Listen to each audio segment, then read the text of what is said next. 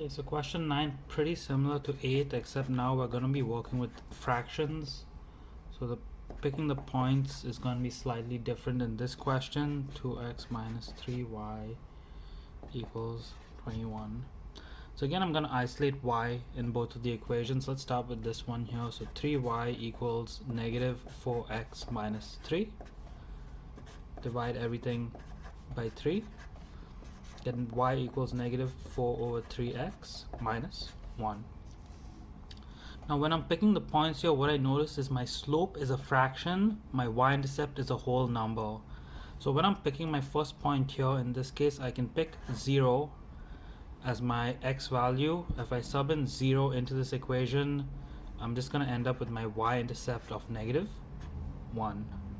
Now the second point we have to pick has to always be a multiple of the denominator. So you can either pick 3 or negative 3 for x. I'm going to pick 3. If you sub in another point like 2 or 1 or 4, you'll always end up with a fraction, and you never want fractions in these type of problems. So always pick a multiple of the denominator if your slope is the only fraction in the question. If I sub in 3 in this equation, so I'll do that in my calculator. Negative 4 over 3 times 3 minus 1, get negative 5.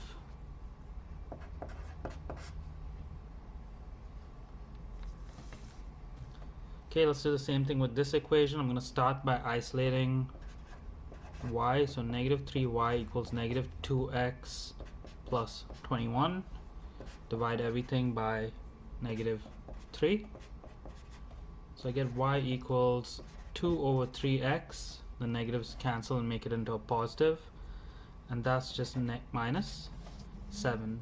Again, my slope is a fraction. My y-intercept is a whole number. So again, first point I can pick is 0. I'll get my y value to be negative 7 if I sub in 0 there. Basically my y-intercept.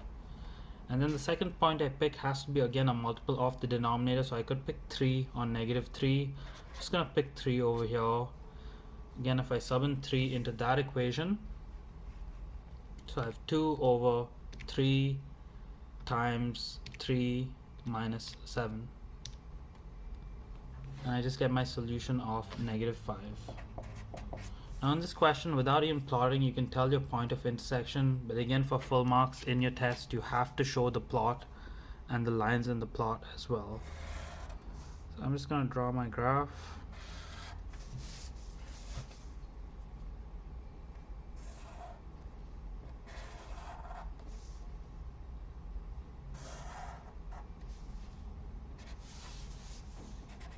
And then I'm going to plot my points on it. So 1, 2, 3, 4, 5. 1, 2, 3, 4, 5.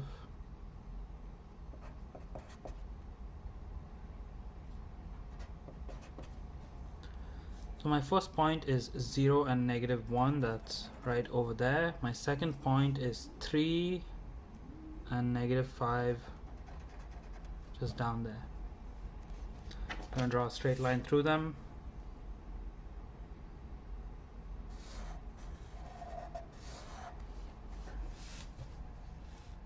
Then I'm going to plot the second set of points. So 0, negative 7, just down here.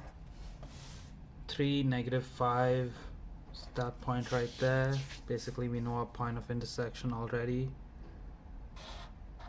I'll draw that line. My POI is 3, negative 5.